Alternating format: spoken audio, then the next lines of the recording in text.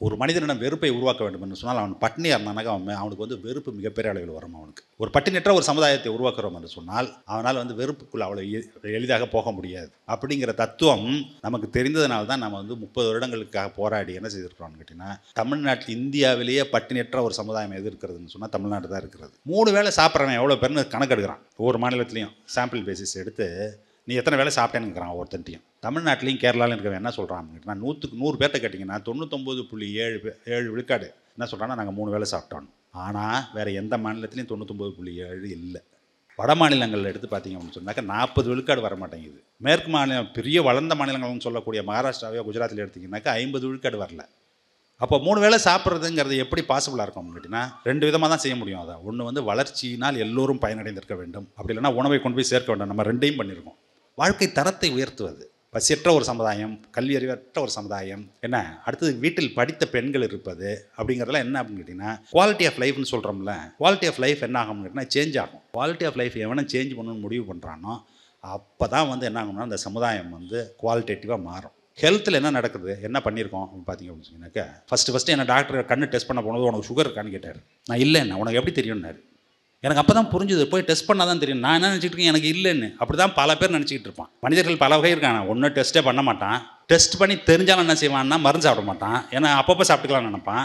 3வது என்னன்னு கேட்டிங்கன்னாக்கா, இதுக்கு மாற்று மருந்துன்னு வேறு எதையா போய் சாப்பிடுவான். இப்படி எல்லாம் இருக்கிறது. இப்படி எல்லாம் இருக்கும்போது நம்ம என்ன செய்ய வேணும் அப்படின்னு கேட்டிங்கனாக்கா, முதல் ஸ்டெப்பு நாட்டில் இருக்கும் மக்கள் அனைவரையும் ஸ்க்ரீன் பண்ணணும். ஸ்க்ரீன் பண்ணிங்கன்னா தான் என்ன தெரியும் அப்படின்னு கேட்டிங்கன்னா, யாருக்கு இருக்குது யாருக்கு இல்லை என்பது.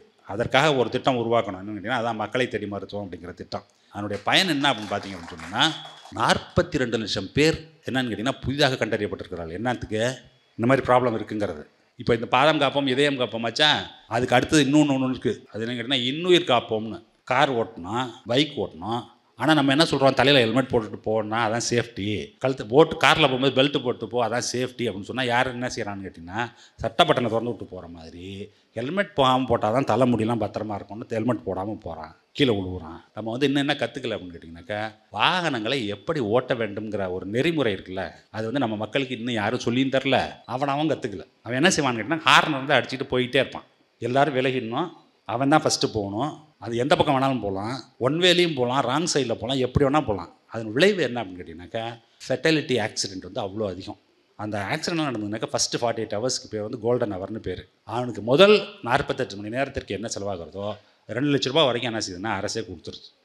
இதுதான் என்ன அப்படின்னு கேட்டிங்கனாக்கா, குடி உயர்வுதல், கோன் உயர்தல்னாக்கா, கோன் இந்த மாதிரி நினச்சா குடி தானாக உயரும். இந்த மாதிரி திருப்பூர் மாவட்ட நிர்வாகம் அவர்களும் திருப்பூர் பின்னல் புக் ட்ரஸ்ட் இவர்களும் இணைந்து நடத்தக்கூடிய இந்த புத்தக விழாவில் இந்த சிறப்புரையாற்றுவதற்கு எனக்கு வாய்ப்பளித்தமைக்கு இந்த நிர்வாகத்தில் இருப்பவர்கள் அனைவருக்கும், மாவட்ட ஆட்சித்தலைவர் அவர்களுக்கும் எனது நன்றியை தெரிவித்து எனது உரையை துவக்குகிறேன். எனக்கு முன்னால் உரையாற்றிய முனைவர் அலிபாபா அவர்கள் எடுத்து சொன்ன கருத்தினுடைய தொடர்ச்சியாகத்தான் எனது உரையை நான் கட்டமைக்கலாம் என்று எண்ணுகிறேன். அதாவது நமது சமுதாயம் ஒரு அறிவார்ந்த சமுதாயமாக மாற வேண்டும் என்பது கவிஞர்களுடைய கனவு மட்டுமல்ல, நமது ஆட்சியாளர்களின் கனவாகவும் தொடர்ந்து 100 ஆண்டுகளுக்கு மேலாக இருந்து வந்து கொண்டிருக்கிறது. அதனால்தான் கல்விக்கு நாம் தொடர்ந்து ஒரு பெரிய முக்கியத்துவத்தை அளித்து வந்திருக்கிறோம். ஜெய்ப்பூரில் இப்போ வந்து ஒரு லிட்ரரி புக் ஃபெஸ்டிவல்னு ஒன்று நடக்கும், வருஷம் ஒன்று நடக்கும். இந்த வருஷம் லிட்ரரி ஃபெஸ்டிவலுக்கு நோபல் லாரேட் அவர் வந்து வெங்கி ராமகிருஷ்ணன் நம்ம தமிழ்நாட்டை சார்ந்தவர். ஆனால் பிறந்து 3 வயதிலேயே மகாராஷ்டிராவில் இருக்கக்கூடிய பரோடா நகருக்கு சென்று அங்கு கல்வி பயின்று, அதற்கு பிறகு அங்கிருந்து அமெரிக்காவுக்கு சென்று அங்கு மேற்படிப்பை மேற்கொண்டு, அதற்கு பிறகு பணிக்காக கேம்பிரிட்ஜ் யூகேயில் இருக்கக்கூடிய கேம்பிரிட்ஜ் பல்கலைக்கழகத்தில் வந்து ஆராய்ச்சி பணியில் ஈடுபட்டு அவருக்கு வந்து ஒரு நோபல் பரிசு, கடைசியாக நம்ம இந்தியாவில் கிடைத்த நோபல் பரிசு அவருக்கு தான் கிடைத்தது. அவர் வந்து ஜெய்ப்பூர் லிட்ரரி ஃபெஸ்டிவலுக்கு ஸ்பெஷல் கெஸ்ட்டாக வந்திருக்கிறாரு. அவர்கிட்ட கேட்குறாங்க, நீங்கள் பார்க்குறீங்க ரொம்ப காலம் வச்சு இந்தியாவுக்கு வந்திருக்கிறீங்க, நீங்கள் பார்க்கும்போது எப்படி உங்களுக்கு இருக்குது அப்படின்னு சொல்லும்போது அவர் சொல்கிறாரு, நிறைய மாற்றங்களை பார்க்குறேன், ஆனால் சிறப்பாக தமிழ்நாடு தனித்து தெரிகிறது அப்படின்னு சொல்கிறார். ஏன் தெரிகிறதுன்னு அவங்கள்ட்ட கேட்குறாங்க. அவர் என்ன சொல்கிறார் தெரியுமா பதில் அதற்கு? அங்கே இருக்கும் பிள்ளைகளுக்கு படிப்பில் மிகப்பெரிய ஆர்வம், குறிப்பாக பெண் பிள்ளைகளுக்கு பெரிய ஆர்வத்தை நான் பார்க்கிறேன். ஒன்று. இன்னொன்று வந்து என்ன சொல்கிறாங்க அப்படின்னு கேட்டிங்கன்னா, அது ஒரு அறிவார்ந்த சமுதாயமாக உருவாகி கொண்டிருக்கிறது அப்படின்ட்டு. அது எப்படி அறிவார்ந்த சமுதாயமாக உருவாகிறது அப்படின்னா, அது ஒரு 100 ஆண்டு கால பயணம். என்ன 100 ஆண்டு கால பயணம்? உங்களுக்குலாம் ஒரு புள்ளி வரம் தெரியுமா தெரியாது. இந்தியாவில் எந்த மாநிலத்திலும் அனைத்து கிராமங்களிலும் நூலகம் அப்படின்னு ஒன்று இருக்குது அப்படிங்கிறது இல்லை. அது தெரியுமா உங்களுக்கு? ஆனால் தமிழ்நாட்டில் அது 20 ஆண்டுகளுக்கு முன்பாகவே நிறைவேற்றப்பட்டு விட்டது. அந்த நூலகத்தை நம்ம மக்கள் போய் படிக்கிறாங்களா படிக்கலையாங்கிறது இல்லை, ஆனால் கொஞ்சம் பேராது படிப்பாங்கிற நம்பிக்கையில் தான் வந்து என்னாச்சு அப்படின்னு கேட்டிங்கனாக்கா இவர் நூலகங்கள் திறக்கப்பட்டன. அந்த நூலகங்கள் எல்லா கல்லூரியிலையும் எல்லா ஊரிலையும் திறக்கப்பட வேண்டும் அப்படின்னு சொல்லப்பட்ட போது நம்ம அது கார்த்திகேயன் போன்ற அரசு அலுவலர்கள்லாம் இருப்பாங்கள்ல, அவங்களுக்குலாம் என்ன வேலைன்னு கேட்டிங்கன்னா ப்ரப்போசல் ஒன்று சொன்னோம்னாக்கா அதில் என்ன முடியாதுங்கிறது தான் ஃபஸ்ட்டு சொல்லுவாங்க. கரெக்டு தானே நான் சொல்கிறது? அப்படி தான் உங்களுக்கு ட்ரைனிங். அதுவும் ஃபைனான்ஸில் இருந்தாங்கன்னா கண்டிப்பாக சொல்லுவாங்க. ஏன் அப்படின்னு கேட்டிங்கனாக்கா நிர்வாகங்கிறத அப்படி தான் நடத்த முடியும். அது மாதிரி இருக்கும் பொழுது கலைஞர் முதலமைச்சர் தங்கம் தென்னரசு தான் வந்து அப்பொழுது பள்ளிக்கல்வித்துறை அமைச்சர், நூலகம் துறை அவரிடம் தான் வரும். அவர்கிட்ட வந்து என்ன சொல்கிறாங்க அப்படின்னு கேட்டிங்கன்னா, இந்த மாதிரி எல்லா ஊர்லேயும் ஒரு லைப்ரரி திறக்கணும், நீ அதுக்கு உண்டான முன்வரைவெல்லாம் ரெடி பண்ணு அப்படின்னு சொல்லும்போது அவர் வந்து என்ன செய்வாங்கன்னா, எப்பயும் முதலமைச்சர்கிட்ட பேசுகிறதுக்கு முன்னாடி குழுவெல்லாம் இருக்கும், அதுக்கு தனியாக குழு போட்டு அவர்கள் வந்து இப்போ இவரை போன்ற அதிகாரிகள், மாவட்ட ஆட்சித்தலைவர் போன்ற அதிகாரிகள், என்னை போன்றவர்கள் நாங்கள்லாம் உட்காந்து பேசி அதை ரெடி பண்ணணும். ஒரு பிளான், ஒரு ப்ளூ பிரிண்ட்டை ரெடி பண்ணி அதுக்கப்புறம் தான் அமைச்சர்கிட்ட போவோம். அமைச்சர்கிட்ட அதுக்கப்புறம் முதலமைச்சர்கிட்ட போகும். அப்போ அவர் வந்து மேலேன்னு சொல்கிறார், என்ன சொல்கிறாங்க, இது பண்ணணும், இதுக்கு உண்டான ஏற்பாடெல்லாம் பண்ணுங்க அப்படின்னு சொல்லி இந்த கூட்டம் நடக்கும்பொழுது அதிகாரிகள்லாம் என்ன சொல்கிறாங்க அப்படின்னு கேட்டிங்கன்னா, இது வந்து ஏற்கனவே வந்து பல ஊர்களில் நூலகங்கள் இருக்குது, நூலக ஆணைக்குழு வேறு நூலகங்கள்லாம் நடத்திக்கிட்டு இருக்குது, இப்போ நீங்கள் பாட்டில் வந்து ஊருக்கு நூலகம் திறக்கணும்னு சொல்கிறீங்களே, எப்படி, எதுக்கு அத்தனை நூலகம் அப்படின்னு கேட்டிருக்காங்க. இவருக்கு என்ன பதில் சொல்கிறதுன்னு தெரில. ஏன்னா ஒரு லாஜிக்கலாக கரெக்டாக இருக்குல்ல, அப்புறம் எதுக்கு நம்ம இன்னொரு நூலகம் அப்படின்ட்டு இவருக்கு என்ன சொல்கிறதுன்னு தெரியல. அடுத்த நாள் போய் கேட்டிருக்காரு, காலையில் என்ன எல்லாம் ஏற்பாடெல்லாம் பண்ணியாச்சான்னு. இருக்குது, ஆனால் அதிகாரிகள் இது மாதிரிலாம் பதில் சொல்கிறாங்க அப்படின்னு சொன்னோன்னே தெளிவாக போவோம் மீட்டிங்க்கு அப்படின்னு சொல்லிட்டு என்ன பதில் சொல்ல போனார்னு இவர்கிட்ட சொல்லலை. கூட்டம் நடக்க துவங்குகிறது. அதிகாரிகள்லாம் என்ன உங்களுக்கு பிரச்சனை அப்படின்னு கேட்குறாரு. அதிகாரிகள்லாம் சொல்கிறாங்க, இதான் எல்லா ஊர்லேயும் நூலகம் பல ஊரில் இருக்கியா, நம்ம வேறு புதுசாக இதுக்கு திறந்துக்கிட்டு ஏகப்பட்ட செலவாகும் அப்படின்ட்டு. அப்போ அவர் கேட்டிருக்காரு, ஏன் ஊரில் ஒரு கோயில் தான் இருக்கான்னு கேட்டிருக்காரு. கோயில் மேலே கோயில் கட்டிக்கிட்டே இருக்கமே, நூலகம் திறக்கிறதுல மட்டும் என்ன பிரச்சனை உங்களுக்கு அப்படின்னு கேட்டதுக்கப்புறம் யாருக்கும் என்ன பதிலும் இல்லை. அப்படித்தான் என்ன செய்யப்பட்டது அப்படின்னு கேட்டிங்கனாக்கா, நூலகங்கள் கட்டுவது அப்படிங்கிறது அப்படி தொடர்ந்து அப்படி கட்டப்பட்டு அப்பொழுது வாங்கிய புத்தகங்களை உங்களுக்குலாம் வாய்ப்பு யாருக்கு இருக்குன்னு தெரியவில்லை. எந்த கிராமத்தில் இருக்கக்கூடிய நான் வந்து கலாய்வு, இப்போ இவர் பேசும்போது சொன்னார், குமார் பேசும்போது ஒரு விஷயம் சொன்னார், என்னென்னா கலாய்வு செய்து தான் எல்லா கட்டுரைகளையும் நான் எழுதியிருக்கிறேன்ட்டு. கலாய்வு செய்யும்போது என்ன செய்வோம் அப்படின்னு கேட்டிங்கனாக்கா, மத்தியானம் சாப்பிட்றதுக்கு எங்கடா இடம் இருக்குன்னு பார்த்தோன்னா அது பஞ்சாயத்து யூனியன் ஆஃபீஸ் அந்த மாதிரி இடத்துல தான் உட்காந்து சாப்பிடுவோம். சாப்பாடு எங்கேயாவது டவுனில் பக்கத்தில் வாங்கிட்டு சொல்லிட்டு அப்படி சாப்பிடும்பொழுது சில நேரங்கள் என்ன செய்வேன்னா, அந்த இருக்கக்கூடிய பக்கத்தில் இருக்கக்கூடிய நூலகத்தை திறந்து காட்டுங்கள்னு நான் சொல்வேன் அங்கே இருக்கக்கூடியவர்கள்ட்ட. அப்படி திறந்து காட்டிய பொழுது எனக்கு மிகப்பெரிய ஆச்சரியமாக இருந்தது. என்ன ஆச்சரியமாக இருந்ததுன்னா, எனது நூலகத்தில் நான் தமிழில் என்னென்ன நூலகங்கள்லாம் தேர்ந்தெடுத்து எனது நண்பர்கள் சொல்லியோ அல்லது நானோ தேடி பிடித்து வாங்கி வைத்த நூல்கள் இருக்குல்ல, அந்த நூல்கள் எல்லாம் அந்த லைப்ரரியில் இருந்தது. அந்த மாதிரி லைப்ரரி அது மாதிரி எல்லா லைப்ரரிலையும் இருந்திருக்கிறது. அதற்கு பிறகு இவர்கள் படித்தார்களா, எத்தனை பேர் படித்தார்கள்ங்கிற புள்ளிவிவரம்லாம் என்னிடம் இல்லை. அரசுக்கு என்ன வேலை அப்படின்னு கேட்டிங்கனாக்கா, அதை ஏதுவாக்கல் அப்படிங்கிறது தான் அதனுடைய வேலை. இந்த வெங்கி ராமகிருஷ்ணன் வந்து என்ன சொல்கிறார் அப்படின்னு கேட்டிங்கன்னா, இதுதான் சொல்கிறார். என்ன சொல்கிறாருன்னா, அறிவார்ந்த சமூகமாக இருக்கிறது இது. இந்த அறிவார்ந்த சமூகமாக இருப்பதற்கு நூலகங்களை உருவாக்குவது மட்டுமல்ல, முதல்ல புத்தக திருவிழா என்பது எங்கே இருந்ததுன்னு கேட்டிங்கன்னா, சென்னை புத்தக விழா, ஈரோடு புத்தக விழா, அது உங்கள் முயற்சியில் நீங்கள் நடத்தி கொண்டிருக்கக்கூடிய விழா. அதுமாதிரி ஒரு சில இடங்கள்ல இருந்து உதயச்சந்திரன் வந்து மதுரை மாவட்ட ஆட்சித்தலைவராக இருந்தபோது மதுரையில் ஒரு புத்தக விழாவை நடத்தி மாவட்ட அளவில் நம்ம புத்தக விழாவை நடத்தலாம் என்பதை செய்து காட்டினார்.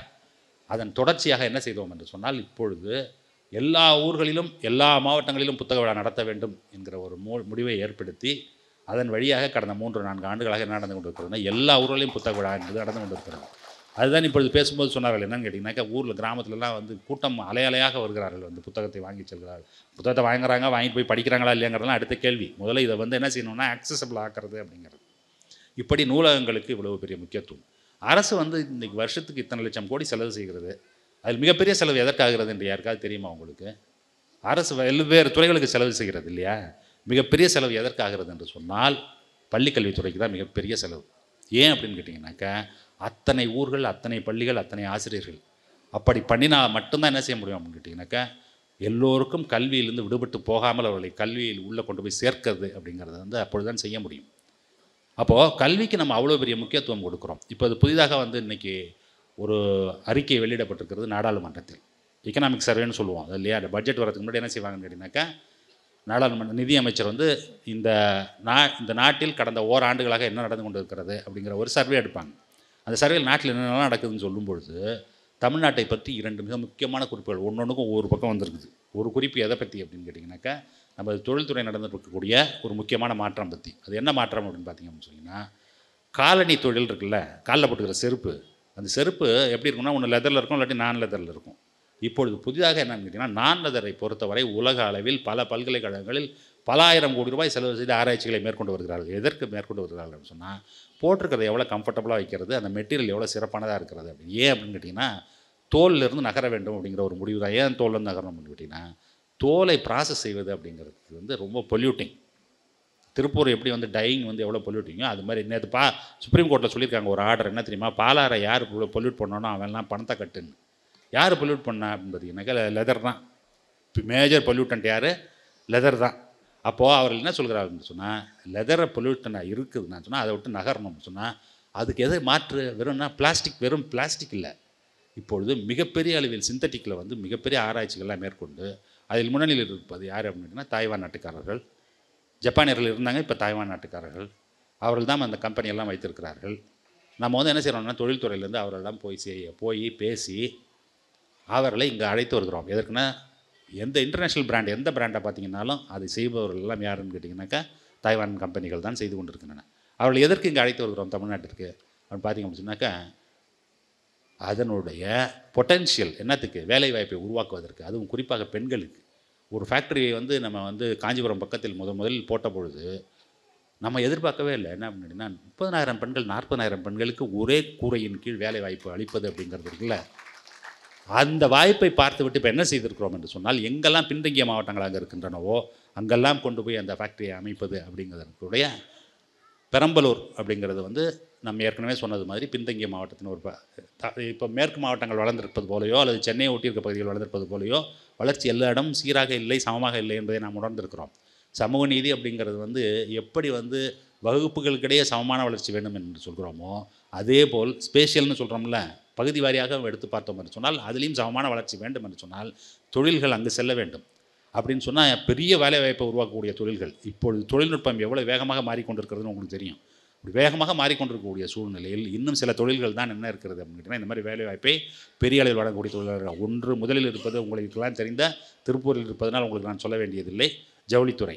ரெண்டாவது வந்து என்ன அப்படின்னு கேட்டிங்கனாக்கா, இந்த மாதிரி அந்த இதுதான் எது நான் லெதர் ஃபுட்வேர் என்பது.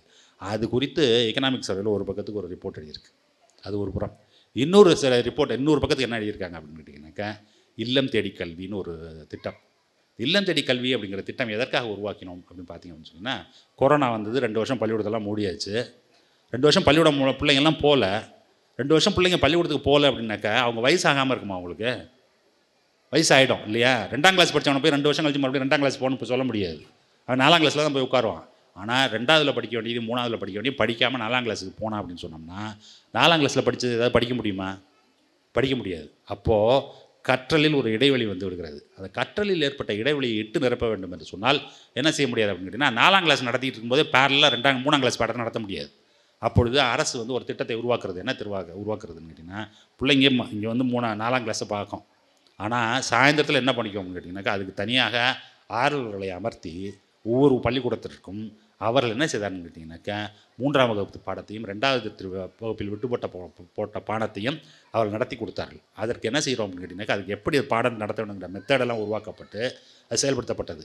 இன்றைக்கு எக்கனாமிக் சர்வே அந்த ஒரு பக்கம் இருக்கிறதுல நம்ம மாநில திட்டக்குழு அந்த திட்டத்தை பற்றி என்ன ஆய்வு செய்ததோ அதை குறிப்பிட்டு அந்த எக்கனாமிக் சர்வே என்ன சொல்கிறதுனா, தமிழ்நாட்டில் இது போன்ற ஒரு திட்டம் செயல்படுத்தப்பட்டிருக்கிறது அப்படின்ட்டு. அப்படி வருபவர்கள் எல்லாம் இப்போ திரும்பி பார்க்கும்பொழுது தமிழ்நாடு வந்து எப்படி தனித்து இயங்குகிறது அப்படின்னு அவங்க பார்க்குறாங்கன்னு சொன்னால், நம்ம என்ன செய்கிறோம்னு கேட்டிங்கன்னா, நம்மளுடைய கொள்கையாக எதை வைத்திருக்கிறோம்னு சொன்னால் இதை தான் வைத்திருக்கிறோம். என்னதுன்னா, குடி உயர கோன் உயரும்.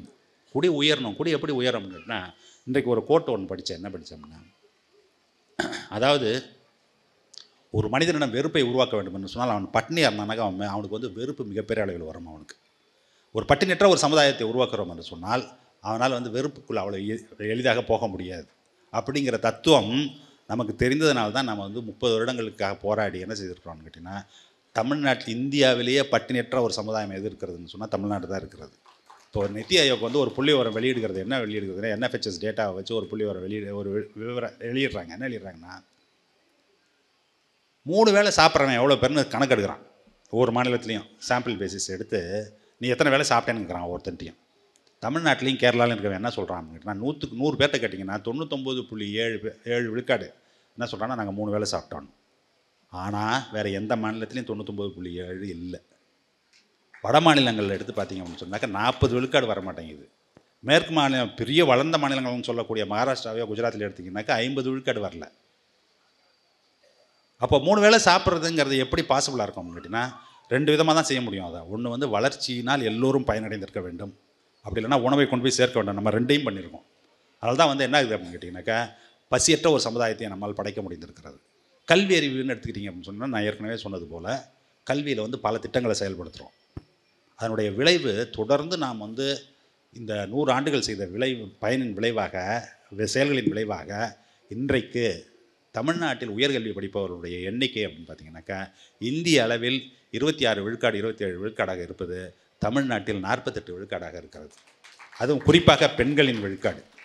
ஆனாலும் நம்ம என்ன கவனிக்கிறோம் அப்படின்னு கேட்டிங்கன்னா பெண்கள் ஆண்கள் ஒரு அளவுக்கு பெண்கள் வருவதில்லை. அப்படிங்கும்பொழுது அதற்கு ஒரு திட்டத்தை தீட்டி அதுதான் இப்போ புதுமை பெண் ஒரு திட்டம் அறிவிச்சிருக்கிறோம். எப்படி அறிவிச்சிருக்கோம் கேட்டிங்கன்னா கிராமப்புறங்களில் இருந்து அரசு பள்ளியில் படித்துவிட்டு வரக்கூடிய மாணவிகள் கல்லூரிக்கு சென்றால் அவர்களுக்கு மாதம் 1000 ரூபாய்ங்கிறது எதற்கு அப்படின்னு கேட்டிங்கனாக்கா அவர்கள் கல்லூரிக்கு வர வேண்டும், கல்லூரி படிப்பை படிக்க வேண்டும். அது வந்து கோன் உயர்றது தானே இது இல்லையா? அவருடைய வாழ்க்கை தரத்தை உயர்த்துறது, வாழ்க்கை தரத்தை உயர்த்துவது.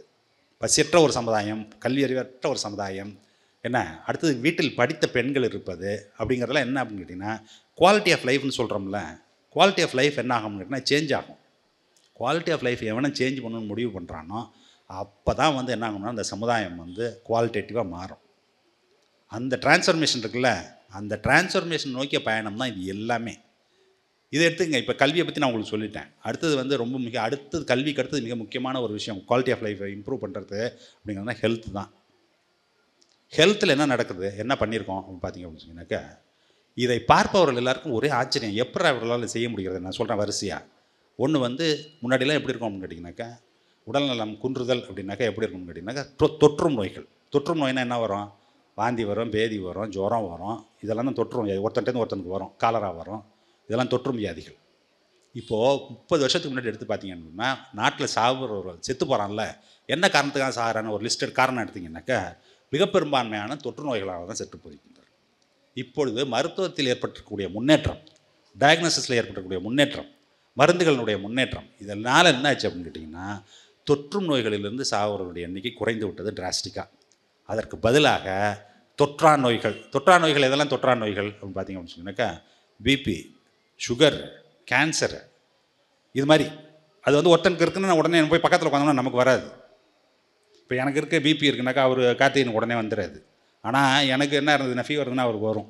அதுதான் தொற்றும் நோய்க்கும் தொற்றா நோய்க்கும் இருக்கிற டிஃப்ரென்ஸ். ஆனால் இன்னொரு டிஃப்ரென்ஸ், முக்கியமான டிஃப்ரென்ஸ் என்னென்னா தொற்றும் நோய் இருந்தால் என்ன செய்வான்னா அவஸ்தை தாங்காமல் என்ன செய்வான், டாக்டர்கிட்ட போவான். தொற்றா நோயில் என்ன பெரிய பிரச்சனை அப்படின்னு கேட்டிங்கன்னா அவனுக்கு இருக்கா இல்லையானே தெரியாது. எப்போ தெரியும் அப்படின்னா டெஸ்ட் பண்ணால் தான் தெரியும். அப்போது உலகத்தில் இருக்கவங்க எல்லோரும் டெஸ்ட் பண்ணுவானா, அதை பண்ண மாட்டான். ஃபஸ்ட்டு என்ன டாக்டர் கண்ணு டெஸ்ட் பண்ண போனது உனக்கு சுகர் இருக்கான்னு கேட்டார். நான் இல்லைண்ணா, உனக்கு எப்படி தெரியும்னாரு. எனக்கு அப்போ தான் புரிஞ்சுது, போய் டெஸ்ட் பண்ணால் தான் தெரியும். நான் என்ன நினச்சிட்டு இருக்கேன், எனக்கு இல்லைன்னு. அப்படி தான் பல பேர் நினச்சிக்கிட்டு இருப்பான். மனிதர்கள் பல வகை இருக்காங்க. ஒன்றும் டெஸ்ட்டே பண்ண மாட்டான். டெஸ்ட் பண்ணி தெரிஞ்சாலும் என்ன செய்வான்னா மருந்து சாப்பிட மாட்டான், ஏன்னா அப்பப்போ சாப்பிட்டுக்கலாம்னு நினைப்பான். மூணாவது என்னன்னு கேட்டிங்கனாக்கா இதுக்கு மாற்று மருந்துன்னு வேறு எதையா போய் சாப்பிடுவான். இப்படி எல்லாம் இருக்கிறது.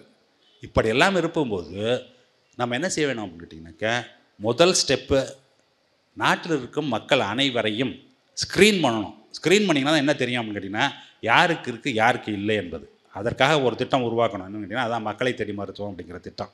இந்த மக்களை தேடி மருத்துவத்தில் என்ன பண்ணுறோம் அப்படின்னு கேட்டிங்கன்னா வீடு வீடாக சென்று வீட்டில் இருப்பவர்கள் எல்லாருக்கும் என்ன செய்யறோம்னாக்கா பிபி எடுக்கிறது, சுகர் எடுக்கிறது, கேன்சர் இருக்காங்கிறதுக்கு ப்ரிலிமினரி டெஸ்ட் அவங்கள்ட்ட 4-5 கேள்வியை கேட்குறது. இதெல்லாம் கேட்டுவிட்டு மருத்துவமனைக்கு அழைச்சிட்டு போக சொல்கிறது. பக்கத்தில் இருக்க மருத்துவமனை, ஆரம்ப சுகாதார நிலையமோ நகர்ப்புற சுகாதார நிலையத்துக்கு அங்கே போன பிறகு மருத்துவர்களுடைய கண்காணிப்பில் அவர்களுக்கு உண்டான பரிசோதனைகள் எல்லாம் முழுசும் செய்து அதோடு அனுப்புறதில்லை. அதுக்கப்புறம் என்ன செய்கிறோம்னு கேட்டிங்கன்னா அவர்கள் சாப்பிட வேண்டிய மருந்து எல்லாத்தையும் அவன் கையில் கொடுத்து அடுத்த மாதத்துக்கு உண்டான மருந்து உன் வீட்டுக்கே வரும், நீ தொடர்ந்து சாப்பிடு அப்படின்னு சொல்கிறது இருக்குல்ல. அதுதான் என்னதுன்னா மக்களை தேடி மருத்துவம். அதனுடைய பயன் என்ன அப்படின்னு பார்த்தீங்க அப்படின்னு சொன்னீங்கன்னா 42 லட்சம் பேர் என்னன்னு கேட்டிங்கன்னா புதிதாக கண்டறியப்பட்டிருக்கிறார்கள். என்னத்துக்கு இந்த மாதிரி ப்ராப்ளம் இருக்குங்கிறது. அவங்க மருந்து கொடுத்துக்கிட்டு இருக்கோம். அது கொடுக்காட்டி என்னாகும், என்னாகும்னு கேட்டிங்கன்னா 10 வருஷம் கழிச்சு அல்லது 8 வருஷம் கழிச்சு பிபியை கண்ட்ரோல் பண்ணலனாலோ சுகரை கண்ட்ரோல் பண்ணலனாலையோ ஸ்ட்ரோக்கில் போய் முடியும். ஸ்ட்ரோக்கில் முன்னாடி படுத்த படுக்கையில் எந்திரிக்க முடியாது. 45 வயசில் ஒருத்தனுக்கு ஸ்ட்ரோக் வருதுன்னு வச்சுங்க, அவன் குடும்பம் என்ன ஆகும்?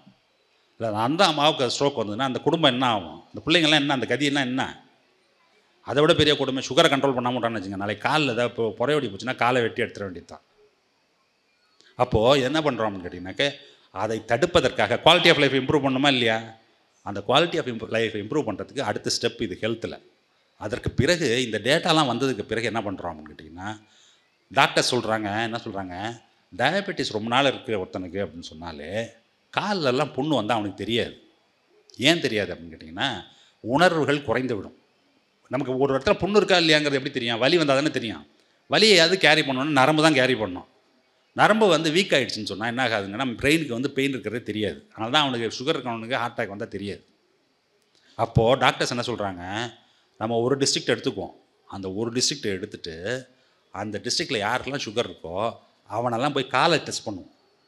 அதுக்கு திட்டத்துக்கு பேர் பாதம் காப்போம். நாளைக்கு 1 வருஷத்துலையோ 2 வருஷத்துலையோ காலை வெட்டாமல் இருக்கிறதுக்கு இப்போயே தயாராக வருது.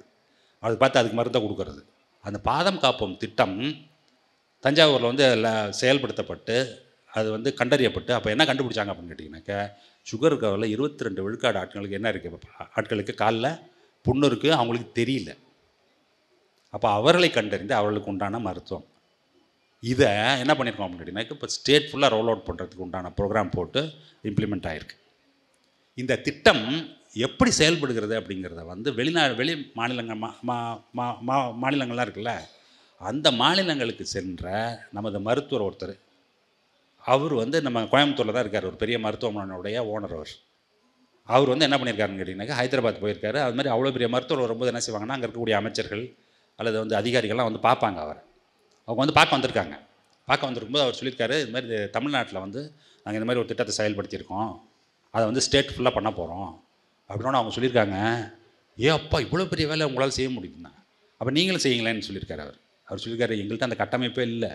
ஏன் அப்படின்னு கேட்டிங்கன்னா, ஸ்க்ரீன் பண்ணணும் அப்படின்னு சொன்னால் என்ன வேணும்னு கேட்டிங்கன்னா, பிஎஸ்சி முதல்ல அவ்வளோ பிஎஸ்சி இருக்கணும், பிஎஸ்சியில் அவ்வளோ டாக்டர் இருக்கணும், அந்த அவ்வளோ லேப் இருக்கணும், அதெல்லாம் டெஸ்ட் பண்ணி பார்க்குறதுக்கு, அது கொடுக்கறதுக்கு மருந்து இருக்கணும். இந்த அமைப்பெல்லாம் எப்படி உருவாக்கியிருக்கோம்னு கேட்டிங்கன்னா, 50-60 ஆண்டுகளாக ஒவ்வொரு ஸ்டெப்பாக பண்ணி நம்ம உருவாக்கினால்தான் நம்மளால் என்ன செய்ய முடியுதுன்னா இந்த மாதிரி யோசிக்க முடியுது. இப்போது இந்த பாதம் காப்போம் திட்டம் வந்து என்ன செய்யும் அப்படின்னு கேட்டிங்கன்னா, டயபெட்டிஸ்னால் ஏற்கனவே வந்தவன் இருக்கான் பார்த்தீங்களா, ஒன்று வராமல் இருக்கிறது தடுக்கிறதுக்கு வேறு வேலை செய்யணும், வந்தவொடனே ட்ரீட் பண்ணணும்.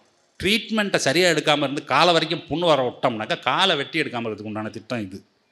அடுத்தது இன்னொன்று பண்ணுறோம், என்ன பண்ணுறோம் அப்படின்னு கேட்டிங்கன்னா, இதயம் காப்போம்னு ஒரு திட்டம் இருக்குது.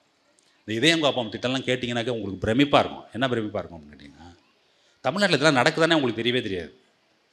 தமிழ்நாட்டில் இருக்கக்கூடிய அரசு மருத்துவக் கல்லூரிகள் இருக்குல்ல, அதில் பெரும்பாலான கல்லூரிகளில் என்ன இருக்குது அப்படின்னு கேட்டிங்கன்னா, கேத் லேப்னு ஒன்று இருக்குது.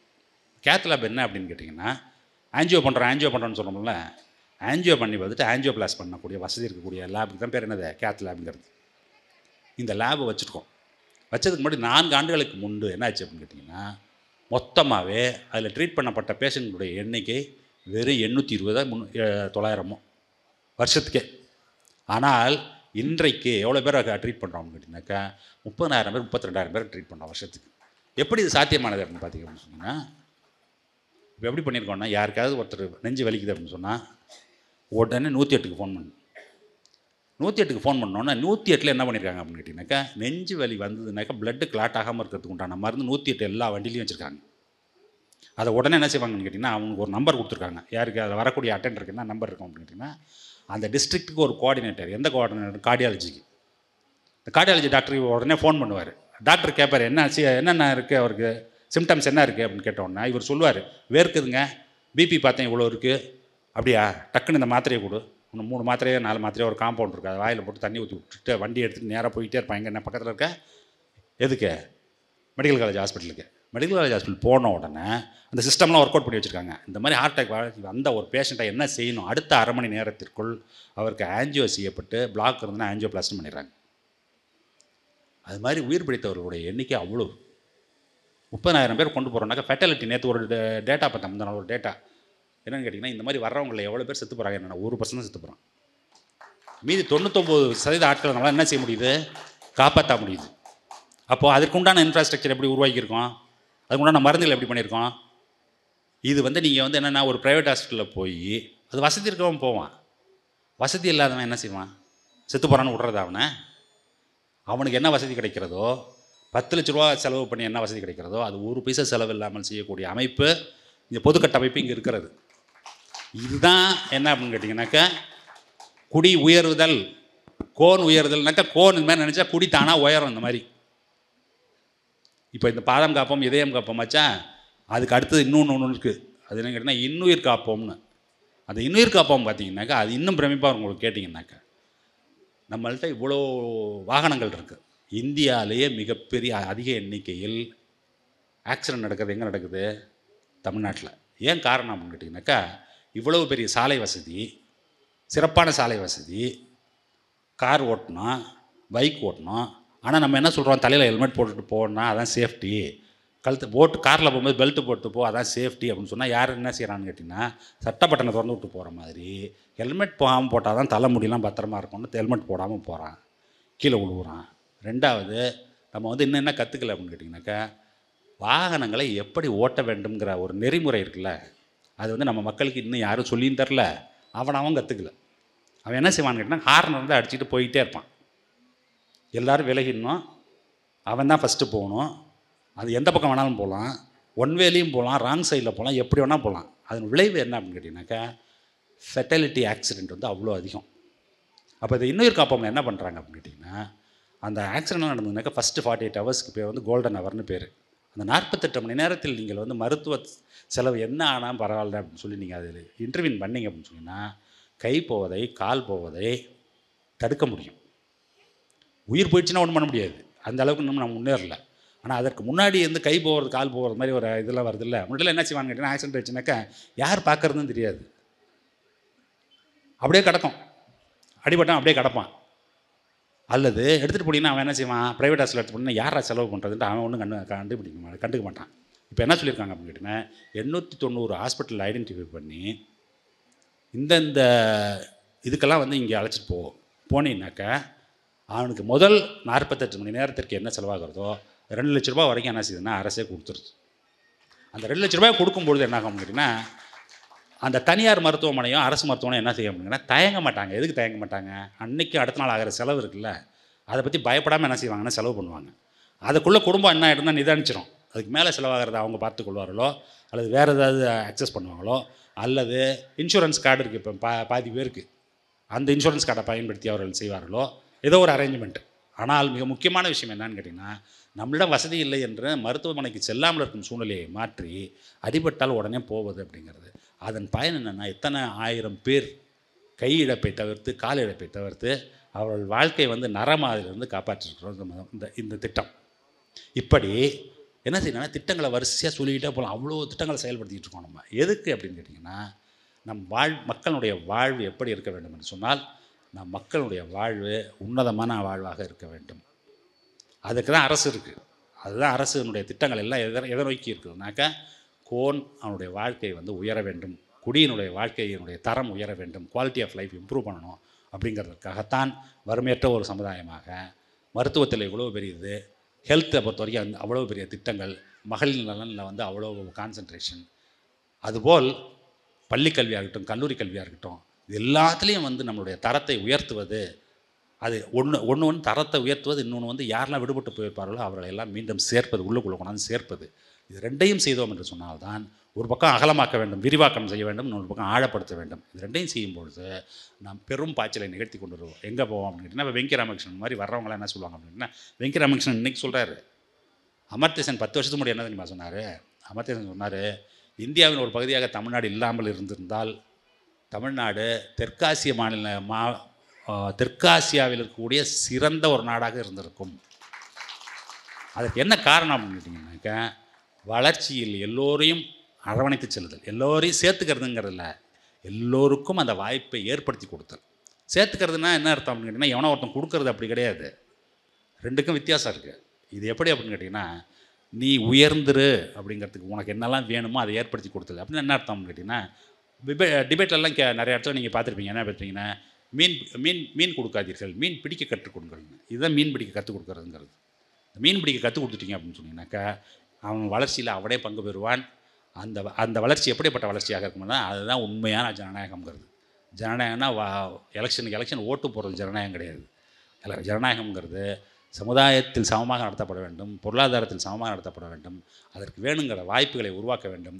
அதுதான் அம்பேத்கர் சொல்லிட்டு போனார். என்ன சொல்லிட்டு போனார்னா, இன்றைக்கு நமக்கு கிடைத்திருப்பது பொலிட்டிக்கல் டெமோக்ரஸி. என்றைக்கு கான்ஸ்டியூஷனை என்றைக்கு வந்து ஏற்றுக்கொள்கிறோமோ அன்றைக்கு அவர் சொன்னது அந்த அவையில் என்ன சொன்னார் அப்படின்னு கேட்டிங்கன்னா, நமக்கு இன்றைக்கி கிடைக்கிறது பொலிட்டிக்கல் டெமோக்ரஸி, என்னென்னா எல்லாருக்கும் ஒரு ஓட்டுங்கிறது. ஆனால் உண்மையான ஜனநாயகம் அது அல்ல. உண்மையான ஜனநாயகம் என்பது பொருளாதார வளர்ச்சியில் எல்லோரும் பங்கு பெறும் நாள் என்னாலோ அந்நாள் தான் என்னது உண்மையான வளர்ச்சி. சமுதாயத்தில் எல்லோரும் என்றைக்கு சமமாக நடத்தப்படுகிறார்களோ அன்றைக்கு தான் உண்மையான ஜனநாயகம் மலர்கிறது அப்படின்ட்டு அதை நோக்கிய பயணத்தில் தான் நாம் இருக்கிறோம். அதற்கான திட்டங்களைத்தான் நமது அரசு இப்பொழுது செயல்படுத்துவதல்ல, 100 ஆண்டுகளாக செயல்படுத்தி கொண்டிருக்கிறோம். அதுதான் நம்மளுடைய தமிழ்நாட்டினுடைய சிறப்பு. அதுதான் ஔவையார் அன்னைக்கு சொன்னது என்னது அப்படின்னு கேட்டிங்கன்னா, இந்த வார்த்தை, இந்த சொற்றொடர் என்னது, குடி உயர கோன் உயரும் அப்படிங்கிறது. அந்த வகையில் நாம் பயணம் தொடர்ந்து கொண்டு இருக்குது என்று கூறி இந்த நல்ல வாய்ப்புக்கு நன்றி கூறி விடைபெறுகிறேன்.